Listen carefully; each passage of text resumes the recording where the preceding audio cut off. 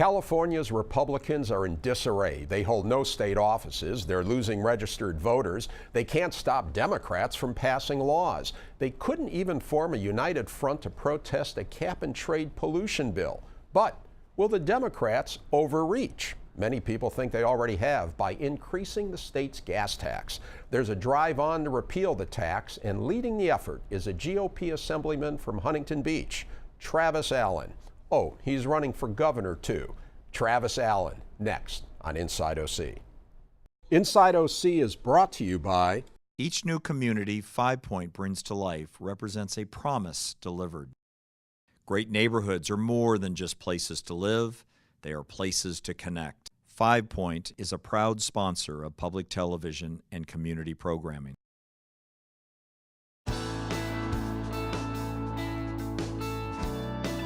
Chapman University is a proud sponsor of Inside OC and community programming.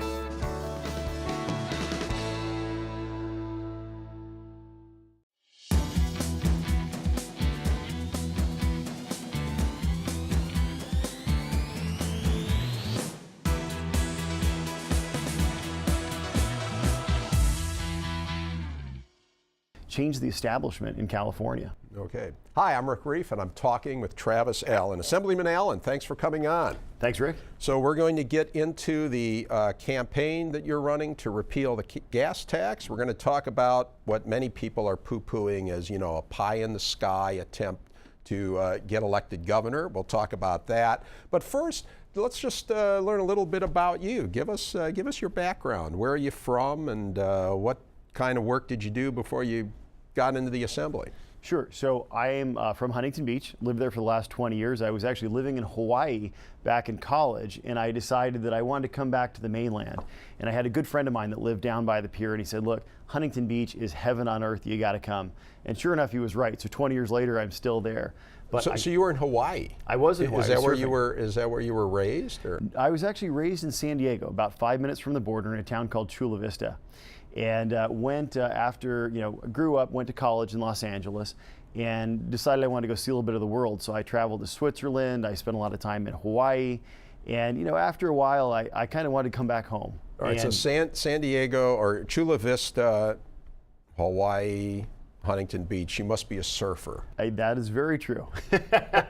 Proudly so. I mean, how often do you go out? As often as I can. My wife's 6 months pregnant now, so you would imagine it's a little bit less than I used to, but every time there's a big swell, you should find me probably on the north side or the south side of the Huntington Beach Pier. Okay, and a shortboard or? Shortboard, without a doubt. Shortboard, yeah, okay, and congratulations. Is this your first? So it's actually my second, because when I got married last September, I acquired a beautiful 8-year-old daughter.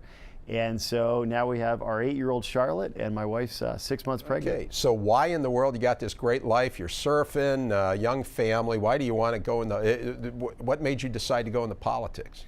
Well, so, I started out just as an investment advisor. I own an investment company. I'm a certified financial planner, and I've been doing that for over 20 years. And I still own the company, and I still work full-time, as well as, hold down a job as a California State Assemblyman. But I had hit a point where I realized that my parents had left the state, my brother had left the state, my best friend moved to Texas, right? He doubled the size of his house, doubled the size of his business, and he didn't pay any income tax. And then I noticed that all of my clients that I managed money for, they started in California, but then they left. So I started out registered for investments in California, and now I'm registered in over 20 states around the country. And I thought, look, I can't go to Texas. The waves are just too good here. I got to stay right here in California. But if I'm going to stay here, I'm going to do something about it. And that's when I got elected in 2012. Okay, so plain devil's advocate, you're an advisor to rich people. It's great if you can live on the coast and surf, and all that. But we have to run California the way we do to take care of those people who can't afford to live in a big house and enjoy, that type of lifestyle. What do you say to that? So actually, my clients are not the super wealthy. My clients were just mom and pop. This would be you and your brothers and sisters and your parents and all these people, just small business owners in my local community. And they had very common concerns, which is they wanted to pay less in tax. They wanted to be able to save their money so they could one day actually retire. And then they wanted their kids to go to good schools, right? And they wanted to stay in the state if they could. Unfortunately, over 20 years, I've seen a ton of clients leave the state for other states because the business climate is better and it's just easier to live out there with less regulations and dramatically less taxes. So it wasn't just my family left, it was countless families that I advised and helped them out with their retirements. They weren't retiring in California, they were leaving for other states. Okay, so that gets us to the gas tax, which is, the recently enacted, soon to take effect gas tax. And so let's take a look here. Here's a chart. This shows the new gas tax going up 12 cents a gallon, gasoline, diesel up 20 cents. And car registration now, the annual registration, depending on the kind of car you drive, is going to be anywhere from another $25 to $175. And let's take a look at something else, because California also has different regulations on formulation of gasoline, which adds to the cost. Bottom line, this is all this information's from the Auto Club, AAA, based in Costa Mesa, we might point out. But this is their national survey, and as you can see, California average gasoline, $2.96 a gallon. You can find it for a lot more at pumps around around town. But again, the national average, much lower. California is about 25% higher than the national average. And depending on how you measure it, I guess right now, California's second in the entire country to your other hangout of Hawaii. But possibly California will once again become number one once this new gas tax takes effect. What we're looking at here is prior to this increase. Already California, as you can see, much higher than the nation. So, okay, so there it is. Is this, pardon the pun, a bridge too far for the Democrats? They had the power to do this. They got their 2/3. Do you really think the public cares that much? The public is outraged. So UC Berkeley did a study about a month and a half ago, and they found that almost 60% of Californians across the state, regardless of ethnicity, gender, age, income level, they all oppose the gas tax. Except liberals, people who describe themselves as liberals. A majority of them supported it. That is correct. But that's the one group. Correct. Independents, Republicans, exactly. Overwhelmingly. So the extreme liberals actually slightly preferred the gas tax. But here's the interesting part. In the liberal haven of California, the Bay Area, they were actually split, with 46% not wanting the gas tax and 45% wanting it. So even in the Bay Area, which is really kind of the home of the California liberal movement, those residents were split and actually slightly opposed the gas tax. So there's widespread outrage. If you remember back in 2003, when Governor Gray Davis tried to triple the car registration, this led to him getting kicked out of office. So Jerry Brown made a very simple campaign promise when he got elected in 2010. And he said to the California voters, no new taxes without voter approval. But that's exactly what he just did. And he rammed through this gas tax, which is the largest gas tax increase in California's history, rammed it through by bribing 4 legislators with $1 billion in special projects to get the votes that he needed. And we never got a chance to vote on it. So I sat there as a legislator and I said, you know what? Maybe as a California lawmaker, I can't stop this massive tax increase, which is completely unnecessary. But as a California citizen, I can. So I called up my legal team, and now we have a repeal of the gas tax. And I'm happy to say that as long as we get the signatures, it will be on your ballot in November 2018. Okay. And all of us get a chance to vote. And we'll get back to that in a moment, because the Democrats are making it as hard as possible for you to get that on the ballot. But before that, that is kind of interesting with, as you point out, Gray Davis did that with the car registration, and he wound up, that was one of the big factors that led to his recall. Jerry Brown, there's been very little, it seems, I haven't heard that much that, oh my gosh, that, George Bush the first with his read my lips, no new taxes, he increased taxes, he paid a heavy price. I haven't heard much coming back on Jerry Brown over what seems to be the breaking of a campaign promise. Is that because A, he's so popular, and B, people know we have to fix our roads? I mean, why is it that there hasn't been more buzz? I think because there is this commonly held misperception that Jerry Brown is the fiscal moderate in the room, and so if Jerry asks, then clearly there's got to be a need, despite the fact that he absolutely is breaking his campaign promise. And if you take a look, when Jerry Brown was first elected in 2010 to 2011, the California general fund budget was $86 billion. Today, it stands at over $125 billion. So that's an increase of over $39 billion. And you ask yourself, where did the money go, Jerry? This clearly is not fiscal conservatism. So I think a lot of people have given him a pass simply because they didn't really understand what happened, number one. And number two, they know he's going to be gone in a year. But I can tell you, across California, there are still a number of people that would like to impeach him prior to then. I think it's probably easiest just to make sure we get somebody better in 2018. Well, I must say, you're the first person that I've heard utter the word impeachment on Jerry Brown. But what about the argument that, look, our roads, and everybody agrees on that, our roads are terrible by almost any measure. Anytime there's national surveys, engineering groups, things like that, California ranks at or near the bottom as far as the roads. I mean, we're in somewhere number 45 to number 50. Second worst in the nation. All right, and so we need the money. We got to fix these roads. They're terrible. So our roads are absolutely terrible, and you're exactly right. Second worst roads in the nation with the worst traffic in the nation. And look, we all know this. We all get stuck on the 405 and the 5 and the 91. We see traffic every day as a part of Southern California living. I think the official numbers are something like 90 hours of our lives are spent in traffic every year, and that's just the average. That's 2 weeks of work. So the story is, yes, not only do we need to fix the potholes on our roads, but we need to expand our freeways. We actually need more lanes so we can get more cars through and you're not stuck on these freeways. So we got to raise the taxes to do that. Well, that's what Jerry Brown would like to sell the California people, but that's actually not the reality. The reality is there's plenty of money in the California budget to do this. As I mentioned earlier, Jerry Brown took the general fund from $86 billion to $125 billion. There is plenty of money in California's budget to fix the roads. The problem is that Jerry Brown has been spending this on pet projects, things like the high-speed rail, and so now he wants to reach even further into California's pockets to fund these quote-unquote road repairs. And I'd mention one last thing too, which is this gas tax is going to cost Californians 12 cents a gallon, 20 cents on diesel. Car registration goes up by up to $175. But here's the real kicker.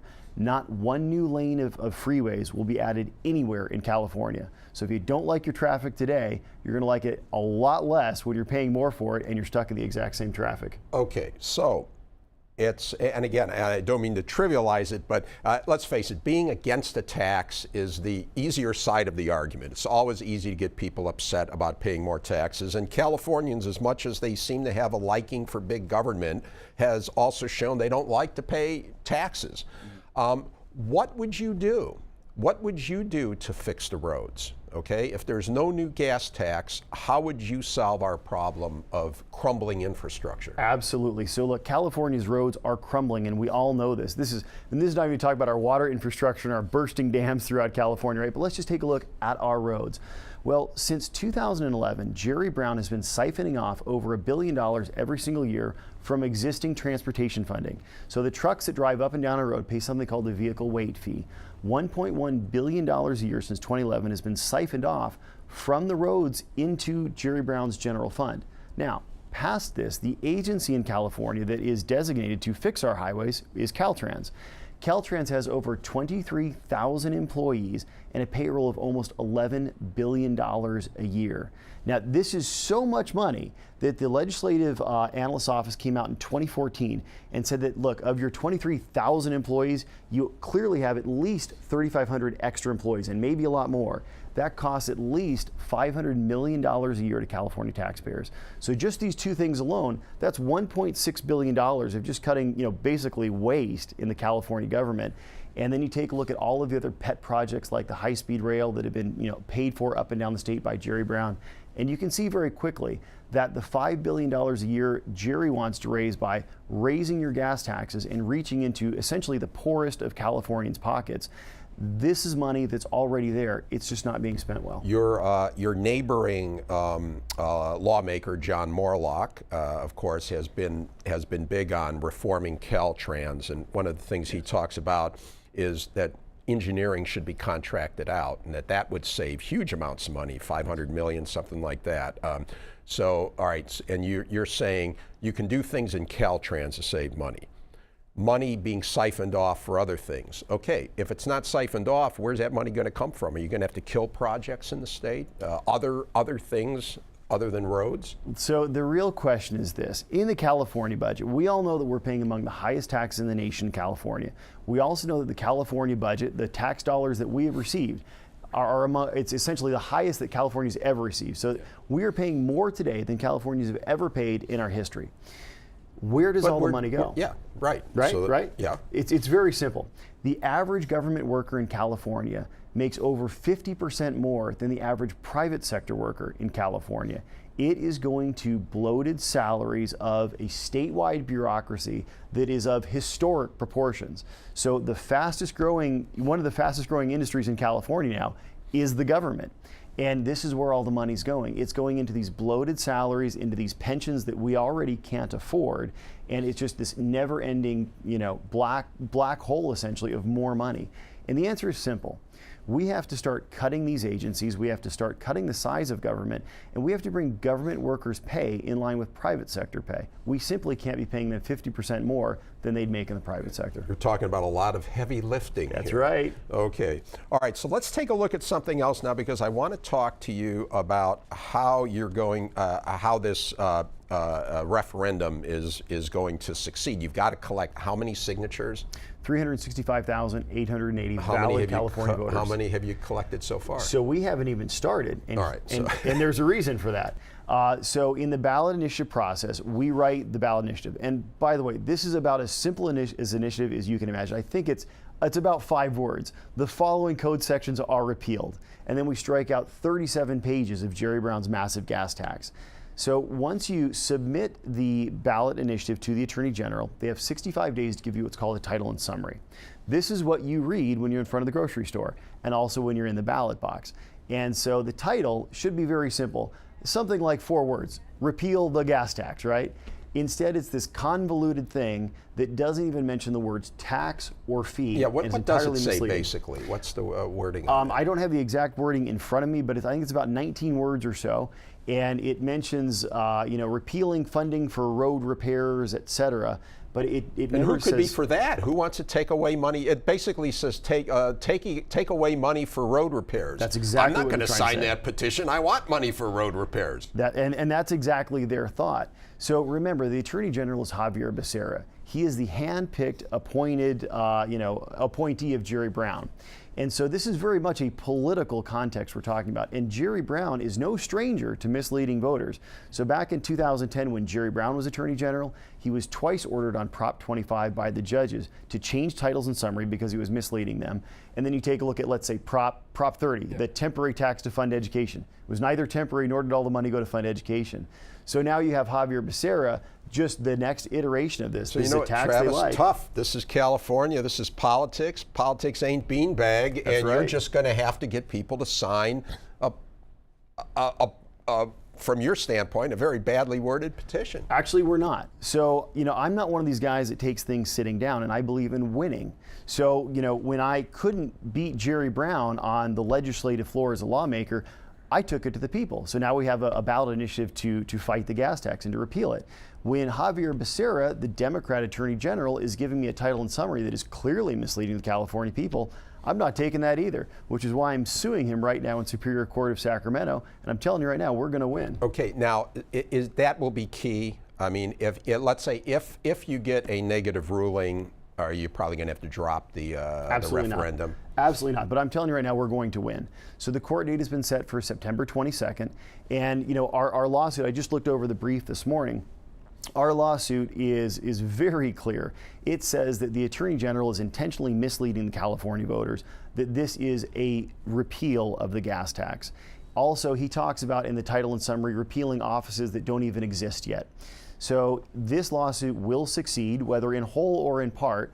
And once we get any change to the title and summary, it resets the clock to gather signatures. And then gathering signatures is a costly process. How much have you estimated it will cost you? How much do you need to raise in order to collect the signatures and get this on the ballot? So what we've done is we've started amassing volunteers from around the state. We have about 50,000 people already around the state that want to fight this gas tax, and they want to sign ballot official signature packets to get this on our ballot. You can learn more at nocagastax.com. So if you want to sign your own ballot, go to nocagastax.com. Donate $1 or $2 if you got it, but we will send you out your very own official signature packet.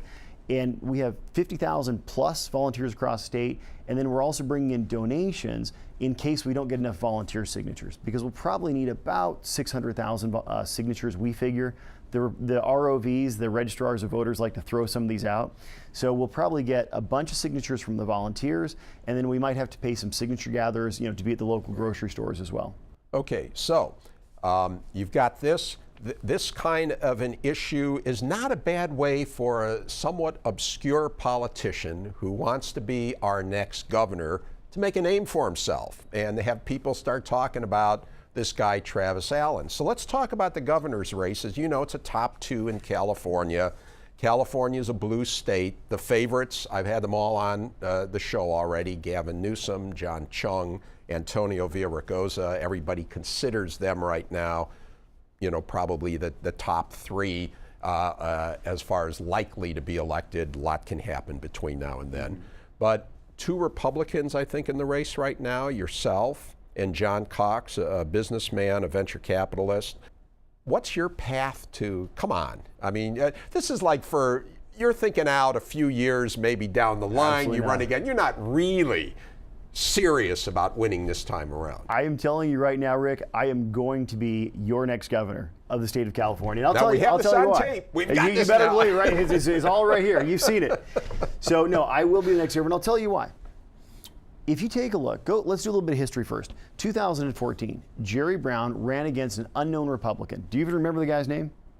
Well, Meg Witt. was the one first before. time around. Oh, way Kashkari. back when. Neil Kashkari in 2014. Okay, yeah, Right? Yeah. So, but again, this guy was a Financial relative whiz, yeah. Federal Reserve Bank and Yeah, all that. known for doing TARP and sleeping homeless for a week in Fresno, right? That was his claim to fame. This guy was a total unknown. Against Grandpa, the Ronald Reagan of the Democrats, Jerry Brown, this quote-unquote fiscal moderate Democrat.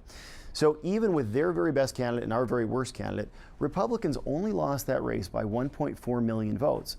So let me tell you what that means. 1.4 million votes means that if 700,000 people had switched their vote, right? Just 700,000, 2% of the state's population, we would have had a Republican governor in 2014. 10 million Californians that could have voted didn't even show up to vote. And that was with their best against our worst, lost by 2% of the state's population. Fast forward to 2018. I will tell you right now, Gavin Newsom will be the Democrat nominee for the Democrats. There's no doubt in my mind whatsoever. Gavin Newsom is running to the left of Bernie Sanders. This guy is not your grandpa. This is not the Ronald Reagan of the Democrats. This guy believes in sanctuary states, single-payer health care, the gas tax, and the list goes on and on. I am telling you that today's California Democrat Party has left the Democrats, the average Democrat, far behind. They are far, far to the left now, and now we have all the blue-collar Democrats, the Reagan Democrats, and just common sense people that say, look, today's California Democrat Party does not represent me. This creates an opening so big you could drive a truck through it. And then, again, to play devil's advocate. Okay, so if you're going to run a Republican, my gosh, this is a blue state. We've got Gavin Newsom or whoever's going to be over here on the left. Let's get a nice, moderate Republican. Let's get somebody who's socially moderate, can draw in voters. And that isn't Travis Allen. You're a Trump supporter. You're a conservative all the way down the line. How the heck do you win in California? So I actually think of myself as a rational centrist, right? I just think that, it's very clear. These are common sense issues we're talking about. When we take a look at what the issues truly are in California today, the issues are very simple. We have among the highest taxes in the nation. Those taxes must be cut. We also have rising crime. So 34 of our major cities in the last year have double-digit increases in violent crime. We have the worst roads that we just talked about and the worst traffic in the nation. Our education system used to be among the best. Now it's among the worst. And then our state water project never was completed. So we're still stuck in droughts across California. And given decade all after that, decade. yes, but the messenger has to be someone who's palatable to a broad cross-section of Californians. And there's almost like, Trump just turns people off when you say Donald Trump. And there's going to be campaign flyers that have your face and Donald Trump's right next to each other. And Can that win? You think that can win in California? So I think the key is this: the California governor must stand on his own 2 feet. But very clearly the choice for me was simple. I supported the Republican nominee for president. And if you take a look at the stock market and what's been going on, the economy is now marching forward at this unprecedented rate. So despite all the news media and the fire over Twitter and all these things, the bottom line is this country is becoming better and better by the day. So I have a very simple philosophy, which is the governor of California must stand on his own 2 feet for the California people. That's the first and the only priority.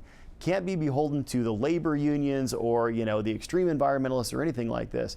And for me, it's very simple. In California, we have real issues, and you got to hit those issues head on. Well, thank you. Travis, great having you on. Always great. We will follow the campaign. And, hey, if you're in the top 2, we'll have you back. I'll look forward to being back. All right. Thanks much. Rick, it's great seeing you. And that's it for now. Thanks again to my guest, Travis Allen. You can watch this show and past shows by going to pbssocal.org or rickreiff.com. You can also catch our shows and our post-show open mic chatter on YouTube, and follow us on Facebook, Twitter, and Instagram. Thanks for watching. We'll see you again on Inside OC.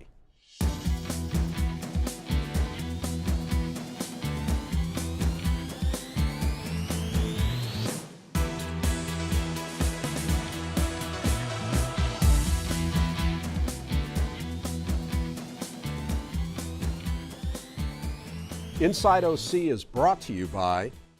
Each new community 5 Point brings to life represents a promise delivered.